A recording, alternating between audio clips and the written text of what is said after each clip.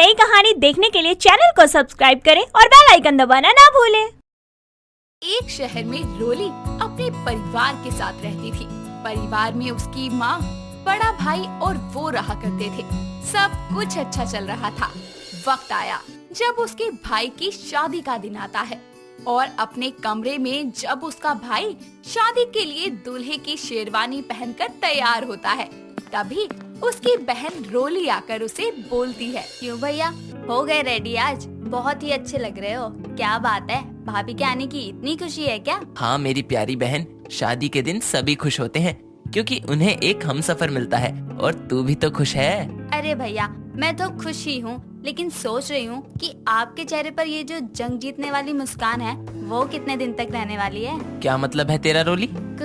कुछ भी तो नहीं भैया, मैं तो बस आपकी टांग खींच रही थी। चलो जल्दी से नीचे आ जाओ, हमें निकलना भी है। आज हम भाभी को लेने जो जा रहे हैं। इतना बोलकर रोली कमरे से बाहर जाने लगती है और जाते हुए खुद से बोलती है, जैसे दुनिया के बाकी लड़के शादी करके शहीद होते हैं, आज मेरा भाई भी वही करने जा रहा है। हे भगवान, अब तू ही मेरे भाई की रक्षा करना। ये शादी ब्याह बस 4 दिन की चांदनी है, फिर तो अमावस से भी काली रात हो जाती है। इतना बोलकर रोली नीचे अपनी माँ के पास आ जाती है और जिसके कुछ ही देर बाद पूरा परिवार बारातियों के साथ लड़की वालों के घर आता है, जहाँ अनीश और सलोनी की धूमधाम से शादी होती है।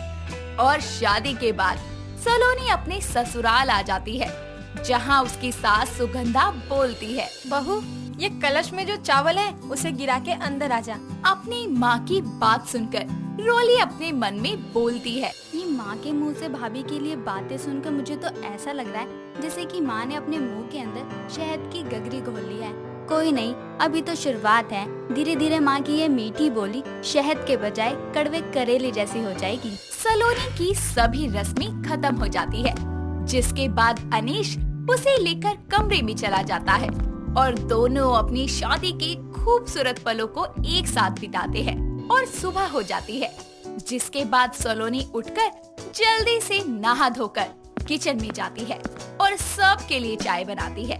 अपनी सास और पति को चाय देने के बाद वो अपनी ननद रोली के कमरे में जाती है और बोलती है, रोली उठ जाओ, चाय लाई हूँ। भाभी सोने दो ना, सुबह के 8 बज रहे हैं, अब तो उठ जाओ। तुम्हें अपनी भाभी के हाथ की चाय नहीं पीनी क्या? अपनी भाभी की बात सुनकर रोली उठ जाती है और बोलती है, गुड मॉर्निंग मेरी प्यारी भाभी।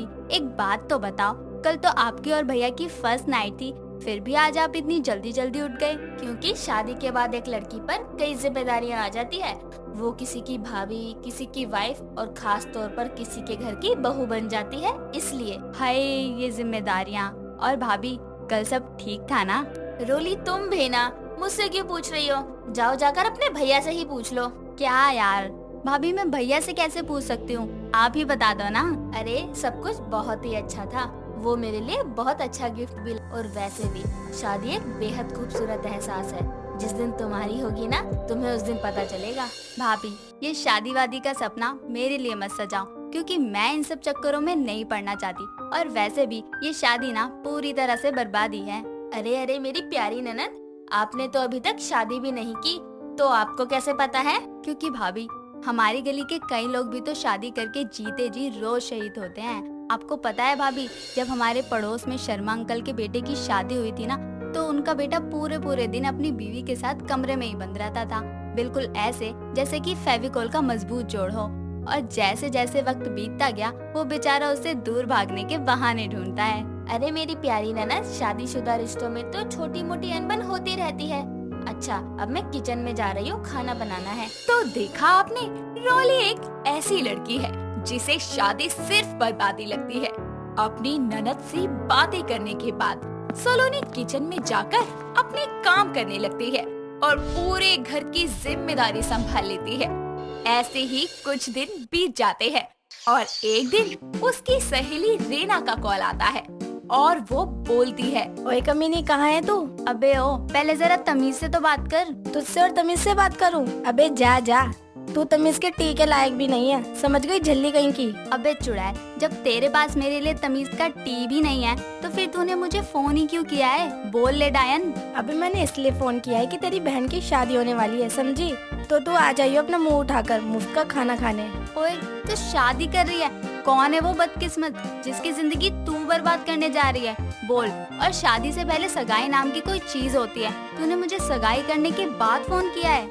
हाँ यार, सगाई के बाद ही किया है, लेकिन देख इसमें मेरी कोई गलती नहीं है, समझी ना? तो इस तरह रोली फोन रखकर अपनी सहेली रेना की शादी में जाने के लिए 2 दिन पहले से ही सभी तैयारियां कर लेती है और शादी का दिन आता है जब वो अपनी सहेली की शादी में स्टेज पर जाती है, जहां वो अपनी फ्रेंड के कान में बोलती है, मुबारक होए, आज तेरी बर्बादी है। तो बता कैसा लग रहा है तुझे? आज के दिन में तू बाज नहीं आ सकती ना, कैसी दोस्त है तू मेरी। अच्छा सुन, आज मैं तुझे एक चुटकुला सुनाती हूँ। देख, एक चिड़ा था, एक चिड़ी थी। उन दोनों की शादी हो गई और फिर दोनों चिड़चिड़े हो गए। और तू भी ऐसी हो जाएगी, देख लियो। अभी भी वक्त है, मत कर शादी। कमीनी, तू अपना ये ज्ञान लेकर ना यहाँ से चली जा और जाकर खाना खा। मैं भी देखती हूँ कि तू कब तक शादी नहीं करेगी, समझी?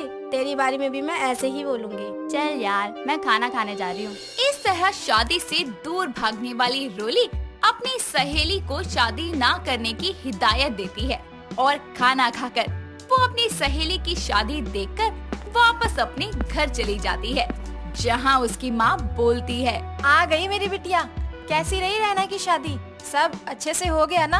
अरे माँ, अभी तो सब कुछ हो गया और उसे शादी की खुशी में आसमान के चमकते तारे दिख रहे होंगे। लेकिन माँ तुम देख लेना, जैसे ही शादी के कुछ दिन बीतेंगे ना, रैना को बस टूटते तारे दिखेंगे।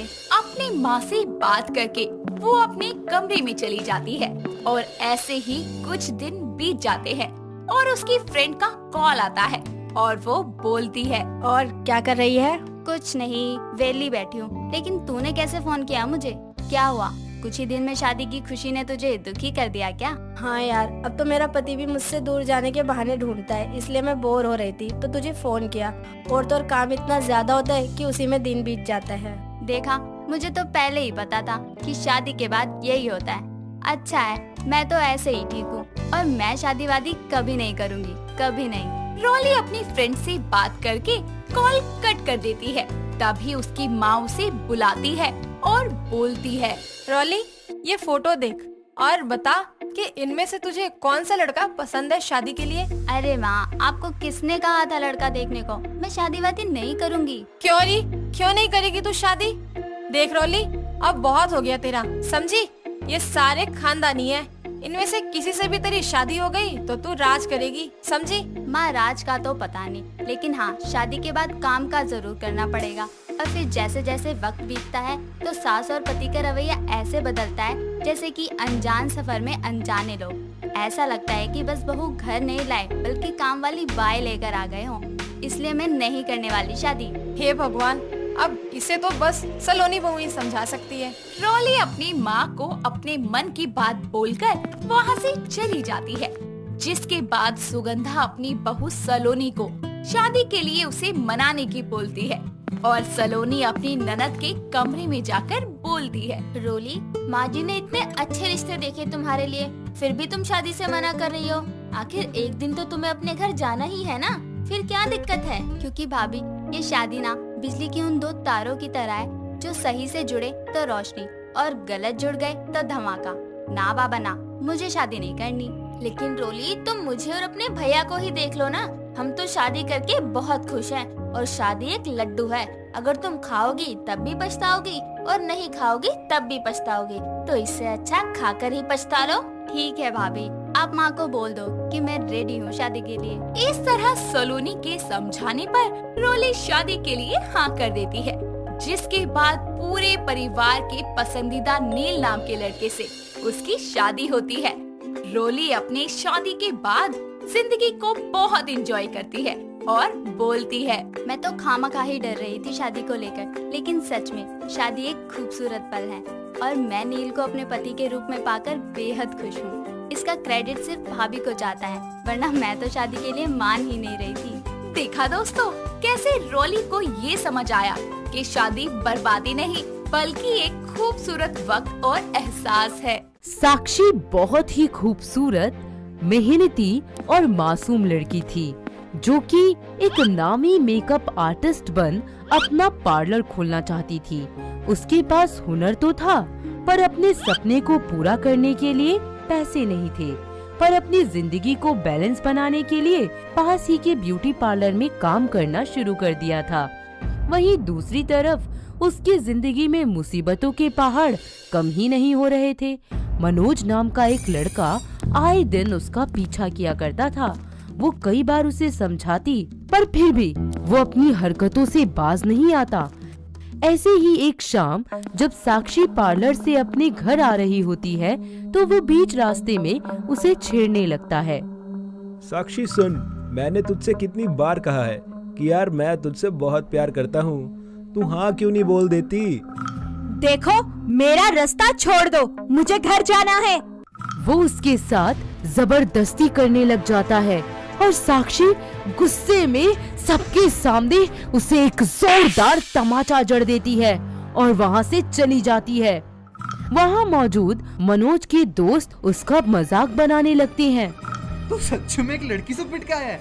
अबे यार भाई मजा आ गया ये सीन देख के। तो क्या चाटा मारा है, दिखा दिखा, निशान छप गए क्या? अरे चुप हो जाओ, वरना आज तुम्हारी खैर नहीं। अबे तू हमें मारेगा और हमारी जितनी बेइज्जती होगी ना, हमें उसकी कोई टेंशन नहीं है। अभी जो तेरी बेइज्जती हुई ना उस लड़की से पिटने की, तू उसके बारे में सोच अभी। हाँ भाई, सच बात बोल दी तूने। और भाई हम तेरा मजाक नहीं बना रहे, उस लड़की ने तुझे नहीं हम सबको चाटा मारा है और उसे सबक सिखाना जरूरी है, वरना उसकी हिम्मत और बढ़ जाएगी। एक लड़की से सरेआम पिटकर मनोज का ईगो हर्ट हो जाता है और वो अपने अपमान का बदला लेने के लिए उसके खूबसूरत से चेहरे को नुकसान पहुंचाने की सोचता है। ऐसे ही एक दिन साक्षी अपने पार्लर से घर आ रही होती है। तभी बीच रास्ते में मनोज अपने दोस्त के साथ बाइक पर बैठे हाथों में एसिड लिए उसके सामने आ जाता है और उसके चेहरे पर एसिड फेंककर वहाँ से भाग जाता है। वो बेचारी वही अधमरी हालत में बेहोश हो जाती है। आसपास के लोग जल्दी से उठाकर उसे अस्पताल पहुँचाते हैं। थोड़ी देर बाद उसके घर वाले वहाँ आ जाते हैं और डॉक्टर उसके इलाज में लग जाते हैं। क्या हुआ मेरी बेटी को? जल्दी बताइए ना क्या हुआ?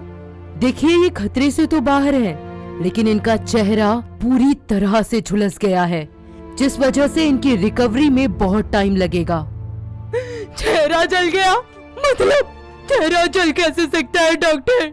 जानते भी हैं कितनी खूबसूरत है वो, कैसे सहेगी? जी, वो इनके चेहरे पर किसी ने एसिड फेंककर पूरा का पूरा चेहरा खराब करने की कोशिश की है और ये पुलिस का मामला है और वो ही इसे सुलझा लेंगे। पुलिस ने कंप्लेंट लिख ली है। प्लीज आप संभालिए अपने आप को, हम सब आपके साथ हैं।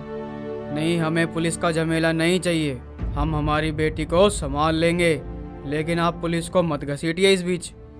देखिए, मैं इसमें कुछ नहीं कर सकती, ये पुलिस का मामला है और वो थोड़ी ही देर में आते होंगे। तब तक आप लोग अपनी बेटी से मिल लीजिए और प्लीज अपने आप को संभालिए। उसके माँ बाप उससे मिलने अंदर चले जाते हैं, जहाँ वो उसे पुलिस को कुछ भी बताने के लिए मना कर देते हैं। थोड़ी ही देर बाद पुलिस जब वहाँ आती है तो वो उन्हें घर का हादसा बताकर अपनी बातें अंदर ही दबा लेती है।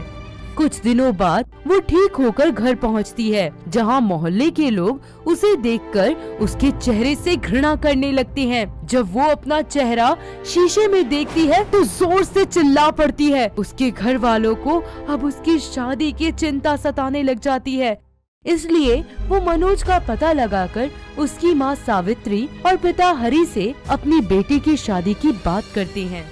देखिए, अगर हम चाहते तो पुलिस कंप्लेंट कर आपके बेटे को जेल भिजवा सकते थे, लेकिन हमने ऐसा कुछ नहीं किया और अब हम चाहते हैं कि आपका बेटा अपनी गलती का भुगतान करे।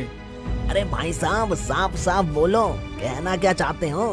मैं चाहता हूँ कि आपका बेटा मेरी बेटी से शादी कर ले, क्योंकि उसकी गलती की वजह से अब उसकी शादी कहीं नहीं हो पा रही है। अरे तू ये क्या कह रहा है? मेरा बेटा तेरी उस जली हुई बेटी से शादी नहीं करेगा, समझा? ठीक है फिर, तुम भी अब जेल की हवा खाओगे। रमेश की धमकी सुनकर हरी को अपने बेटे के जेल जाने का डर सताने लगता है, इसीलिए वो शादी के लिए हाँ बोल देता है। तभी मनोज चिल्लाकर शादी के लिए मना कर देता है। मैं नहीं करूँगा पापा ये शादी। जानते भी हो उस लड़की को देखकर कितनी घिन आती है। अरे अभी हाँ बोल दे, शादी के बाद उस लड़की को हम पूरा जला देंगे और तेरी किसी खूबसूरत लड़की से शादी करवाएंगे। ये बात सुनकर वो उससे शादी के लिए हाँ बोल देता है, लेकिन साक्षी ये शादी नहीं करना चाहती थी। लेकिन उसके घर वाले जबरदस्ती उसकी शादी उसी के गुनहगार से करवाने लग जाते हैं। कुछ दिन बाद वहाँ एक रिपोर्टर जय उसके जले हुए चेहरे के पीछे की कहानी जानने के लिए आता है, लेकिन उसके घर वाले उसे उससे मिलने नहीं देते और वो अपनी स्टोरी पूरी किए बिना वहाँ से जाता ही नहीं है। आसपास के कुछ लोगों से वो उसकी कहानी जान जाता है और उसके लिए उसे बहुत दुख पहुँचता है। ऐसे ही उसकी शादी के दिन वो चोरी छुपे उससे बात करने की कोशिश करता है। साक्षी जी देखिए, मैं एक रिपोर्टर हूँ और मेरा नाम जय है। मैंने तुम्हारी पूरी दास्तान सुनी। तुम अपने गुनहगारों को सजा क्यों नहीं दिलवा रही? उसने तुम्हारे साथ बहुत गलत किया है। सर, मैं ऐसा नहीं कर सकती, क्योंकि अगर मेरी शादी उससे नहीं हुई तो किसी से भी नहीं हो पाएगी। इस चेहरे से कोई प्यार नहीं करेगा। मेरे घर वालों का नाम बदनाम हो जाएगा, वो अलग। देखो ऐसा नहीं है। वो लड़का जब तुम्हारे साथ गलत कर सकता है तो किसी और के साथ भी गलत कर सकता है। सर, आप क्यों नहीं समझ रहे हैं कि मेरे लिए ये सब करना कितना जरूरी है? मुझे अपने घर वालों की खातिर उनकी बात सुननी ही पड़ेगी। देखो, मैं तुम्हारी इसमें मदद कर सकता हूँ और उस लड़के को जेल भी भिजवा सकता हूँ, लेकिन इसके लिए तुम्हें गवाही देनी होगी। और हाँ, तुम्हारा दुख मुझसे देखा नहीं जाता। देखना पड़ेगा साहब, क्योंकि अब यही मेरी जिंदगी है। मैं अपना खुद का चेहरा शीशे में देखकर डर जाती हूँ, तो कोई लड़का इस चेहरे को बर्दाश्त कैसे करेगा? मुझे मेरे हाल पर छोड़ दीजिए। ये बात बोलकर वो शादी के मंडप में जाकर बैठ जाती है।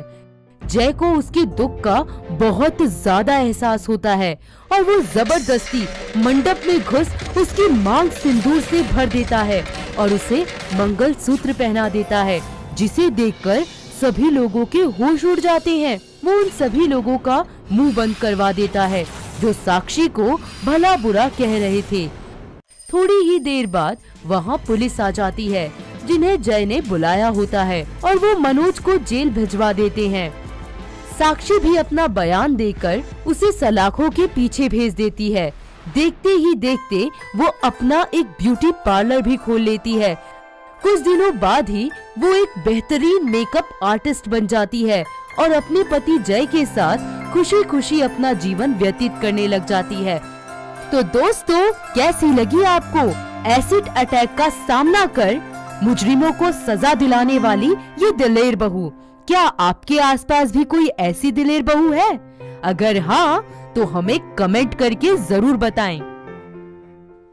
दोस्तों, अगर आपको ये कहानी पसंद आई तो इसे लाइक करें, शेयर करें और कमेंट करके बताएं कि कहानी में आपको सबसे अच्छा क्या लगा।